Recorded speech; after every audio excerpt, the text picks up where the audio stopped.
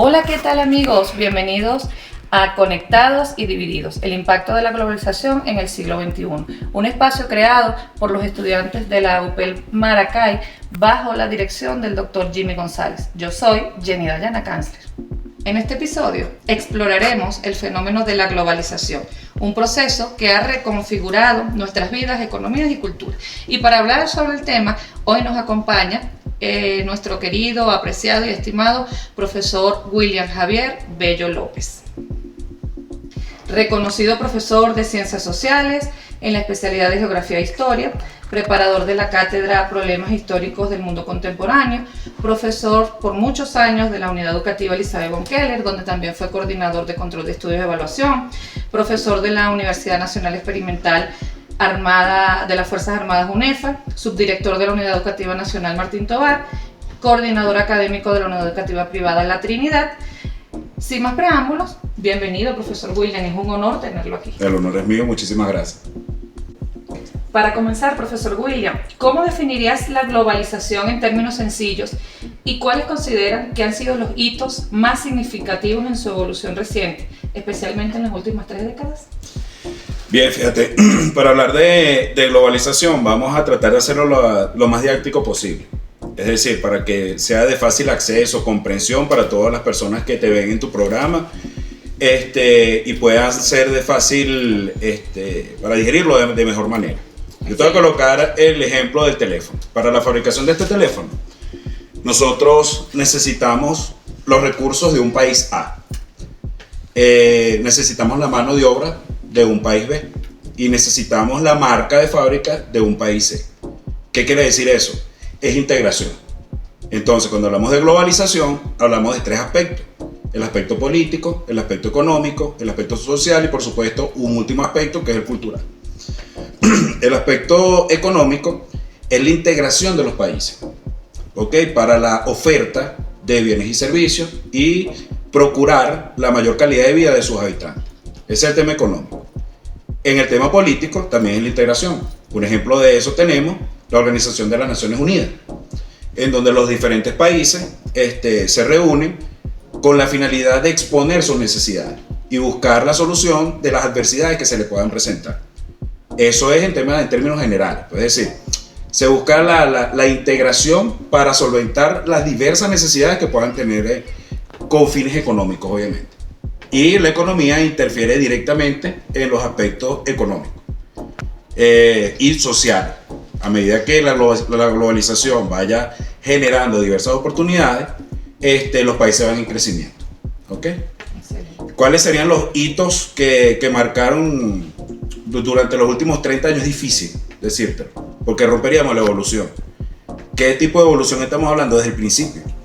Desde la emancipación, es decir, desde que la colonia fue colonia o los países europeos tomaron la emancipación como fuerte.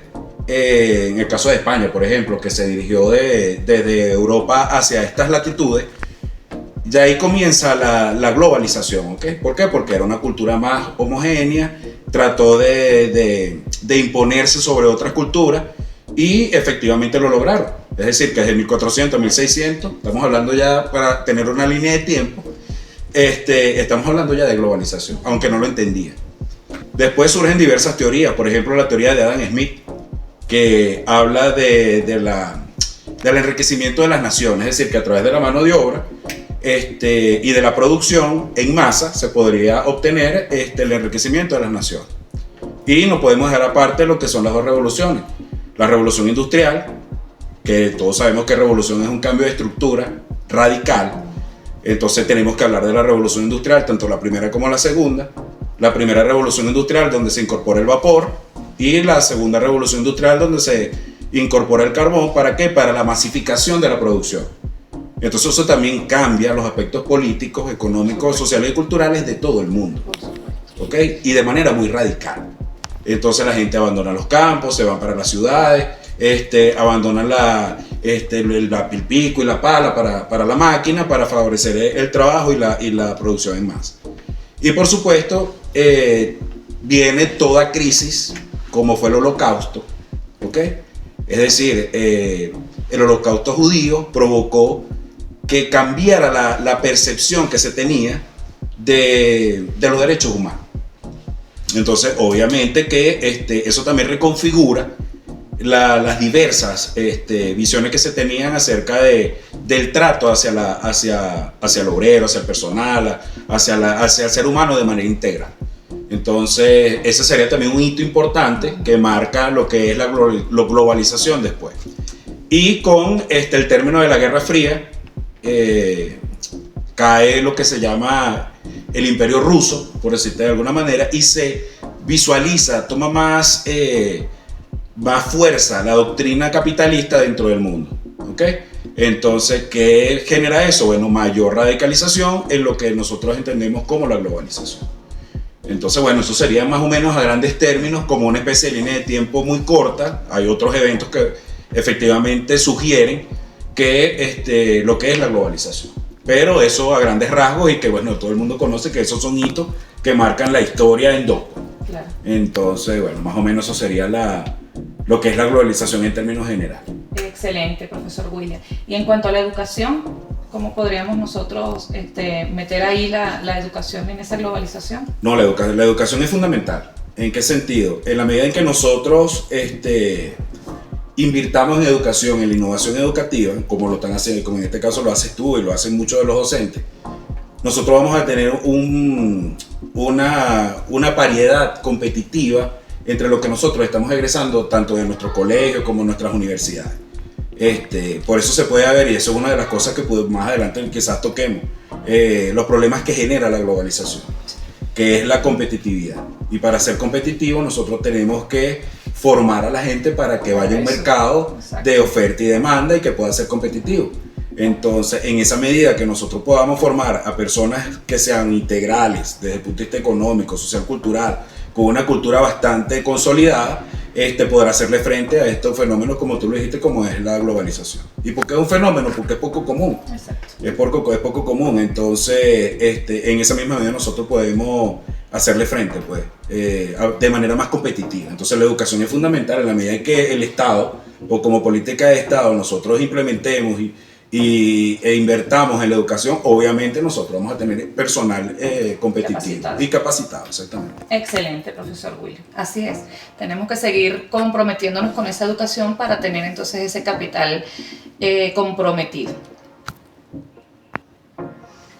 Profesor, desde una perspectiva económica, la globalización ha promovido la interdependencia a través de las cadenas de suministro global. ¿Qué consecuencias, tanto positivas como negativas, ha tenido este proceso para las economías nacionales y en particular para las economías en desarrollo? Fíjate, este es un tema polisémico. ¿Por qué es un tema polisémico? Por las diversas acepciones que tiene, es decir, por las tendencias políticas que puedan, o las configuraciones políticas o convicciones políticas que pueda tener cada persona. Algunos dirán que la globalización tiene más aspectos negativos que positivos, dependiendo de su corriente política. Y otros dirán que tendrán más positivo que negativo, te repito, dependiendo de su corriente política. Aquí nosotros no estamos para colocarnos ni de uno ni de otro lado, sino para hablar de términos generales. La globalización ha permitido la emancipación de los mercados. Ha colocado un flujo económico importante para que las personas puedan intercambiar bienes y servicios, como te lo dije hace rato. Eso ha provocado mayor aumento en la calidad de vida. Ha aumentado también lo que nosotros conocemos como la integración de las culturas, las redes tecnológicas como el internet. En el caso, por ejemplo, hay gente que habla como los Estados Unidos como el epicentro del mundo. Antes era el europocentrismo, es decir, que todo miraba hacia Europa, con aquella famosa revolución industrial de la cual les hablamos. Ahora todo el mundo habla de Estados Unidos, por ejemplo Netflix, el Facebook, el Instagram. Eso es parte de la globalización. Y nosotros no escapamos a las tecnologías, al contrario, debemos ser parte de la tecnología. Pero eso también ha causado consecuencias negativas. ¿Cuál es la consecuencia negativa? La poca competitividad que hay y las grandes diferencias que hay entre los países, por ejemplo, que conocemos como desarrollados.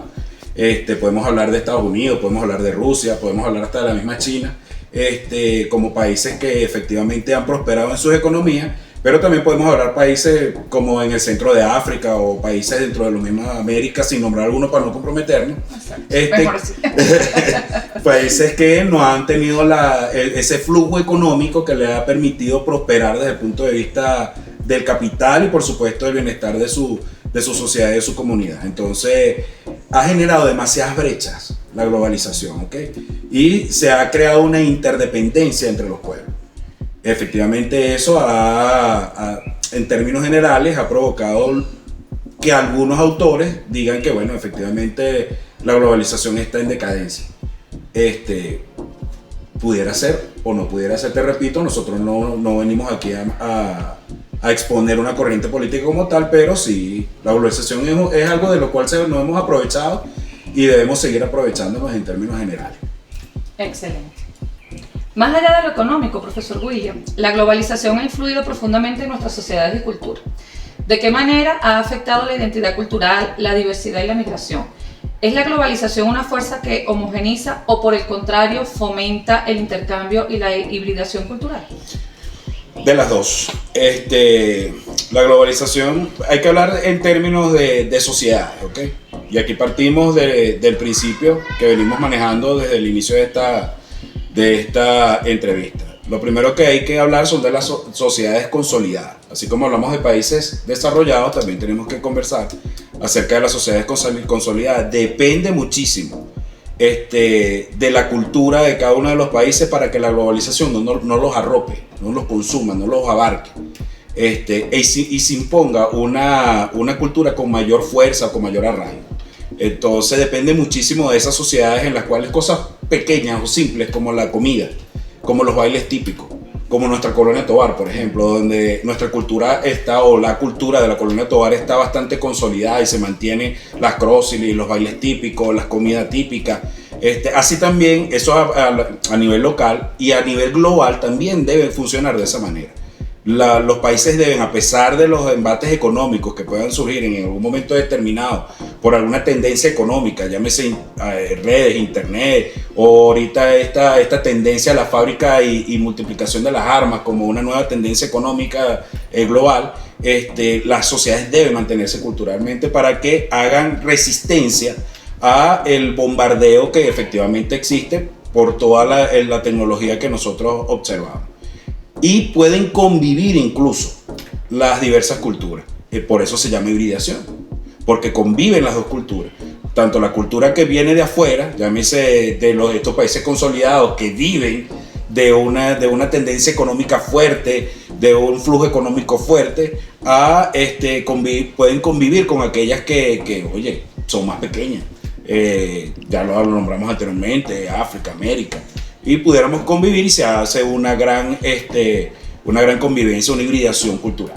Entonces no podemos permitir de que sea un hegemón, por llamarlo de alguna manera, cultural.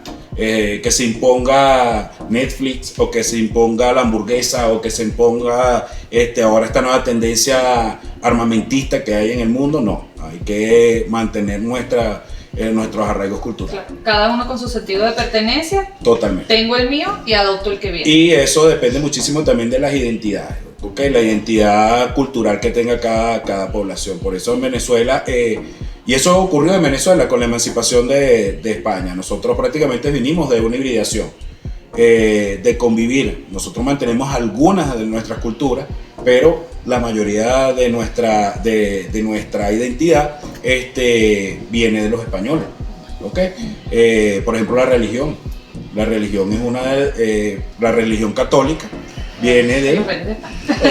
Exactamente, pues de los reyes católicos de España. Nosotros no creemos en eso. Sin embargo, bueno, hemos logrado, los negros del África que vinieron como mano de obra esclava, también los aborígenes, no indios, aborígenes.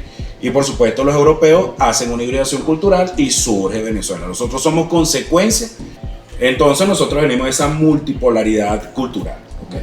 Entonces Venezuela es producto de eso. Por eso es que Venezuela es tierra fértil y hermosa y maravillosa. Y de mujeres lindas y de música sabrosa y de todo porque él viene de esa hibridación. Maravilloso, profesor. A menudo se debate que la globalización ha exacerbado las desigualdades, beneficiando a unos pocos a expensas de la mayoría. ¿Considera usted que esta afirmación es correcta? Y de ser así, ¿qué mecanismos o políticas se podrían implementar para mitigar este impacto negativo? Eso depende, te repito, de como la visión que le podamos generar a las personas, o en este caso al público que nos está observando. efectivamente ha generado mucha desigualdad por la competitividad que existe.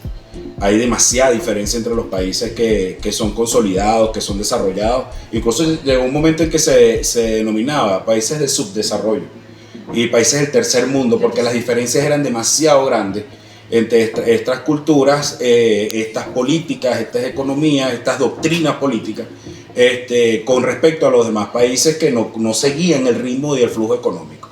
Entonces, efectivamente, sí, la globalización ha generado mucha desigualdad.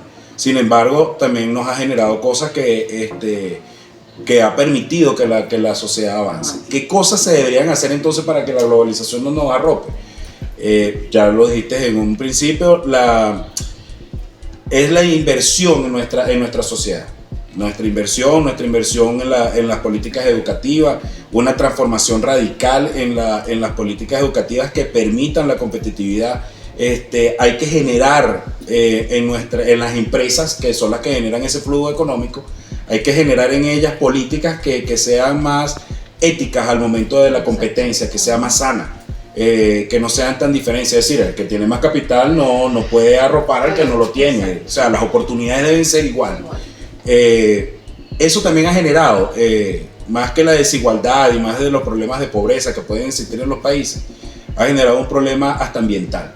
¿Okay? Hemos hablado de la globalización desde el punto de vista económico, pero el impacto que produce colocar una empresa X en un lugar X para una explotación de recursos X, eso genera un impacto ambiental. Y el Estado debe ser interventor ante esas situaciones para regular de manera efectiva las explotaciones que se pueden dar en un lugar determinado.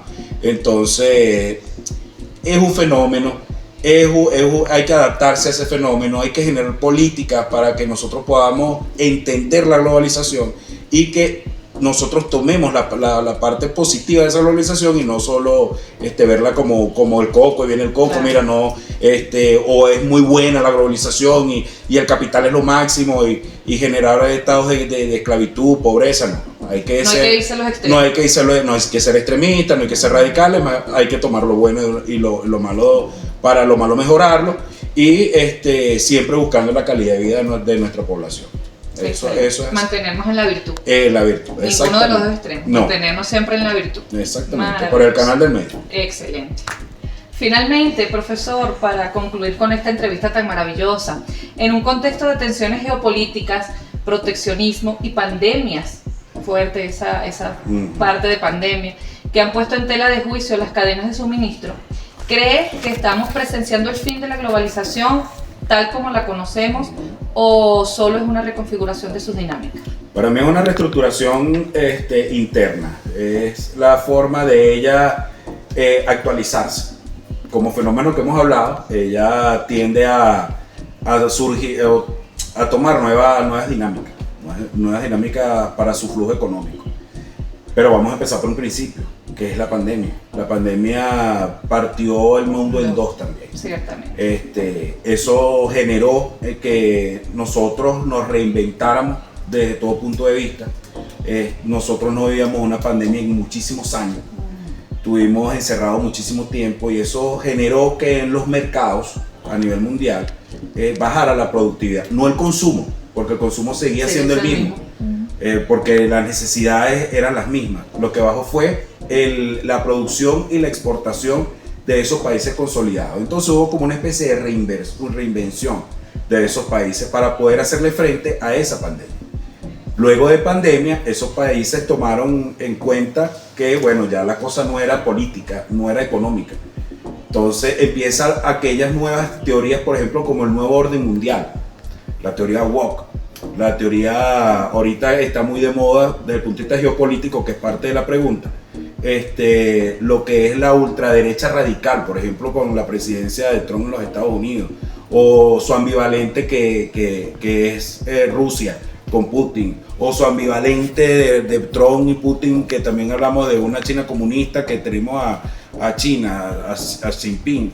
Entonces, es decir, tenemos nosotros una variedad, una reestructuración de esa nueva globalización. Ahora, ¿qué es lo que está de moda, por decirte algo? Más allá de las nuevas tecnologías, o más allá de lo que es la reinvención de la economía global, estamos hablando ahora de un mercado armamentista.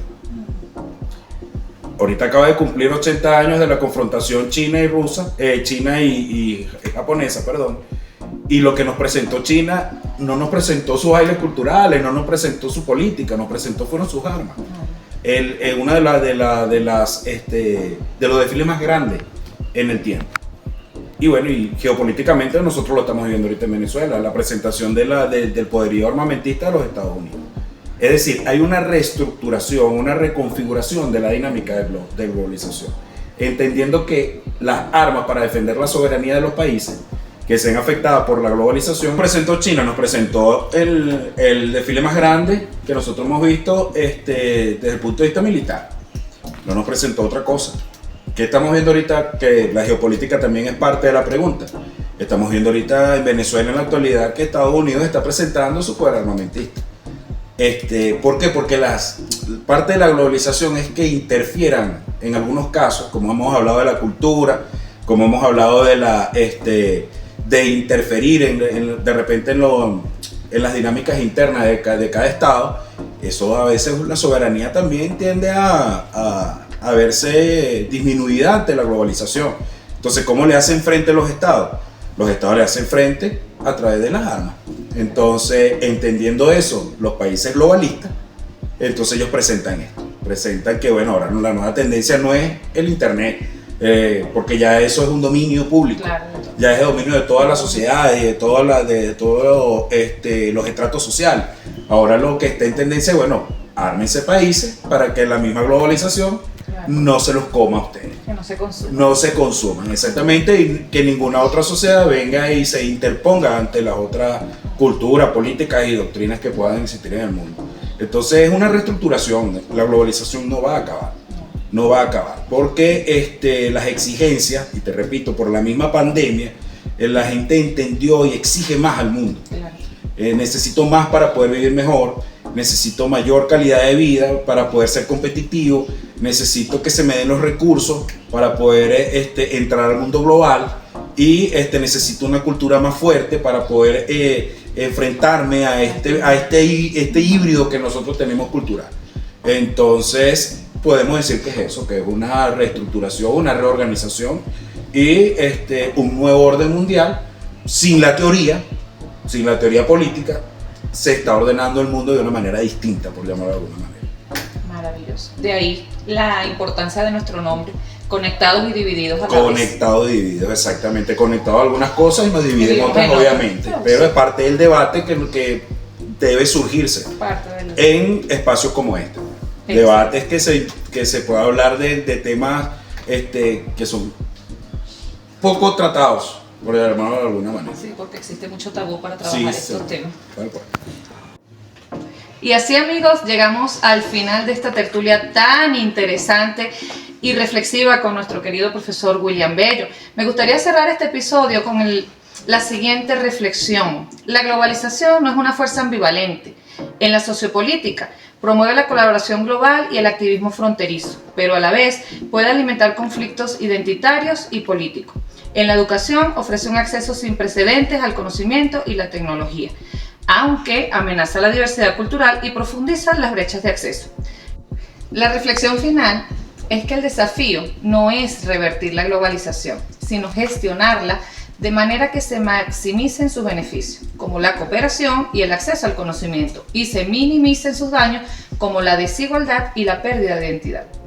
Muchas gracias, profesor William, por regalarnos esta tarde maravillosa de sus conocimientos. No, muchísimas gracias a ustedes, gracias por la invitación, bueno, y siempre a la orden para lo que sea necesario. Muchísimas gracias. Esto ha sido todo por hoy en Conectados y Divididos, el impacto de la globalización en el siglo XXI. Especial agradecimiento a las instalaciones del Hotel Kleindorf Colonia Tovar por prestarnos este maravilloso espacio para realizar nuestra entrevista. Stephanie Kanzler, camarógrafo. Verónica Kanzler, edición y montaje. Y especialmente, muchas gracias, profesor William, por compartir con nosotros esta tarde maravillosa. Yo soy Jenny Dayana Kanzler. Nos encontramos en un próximo episodio de Conectados y Divididos.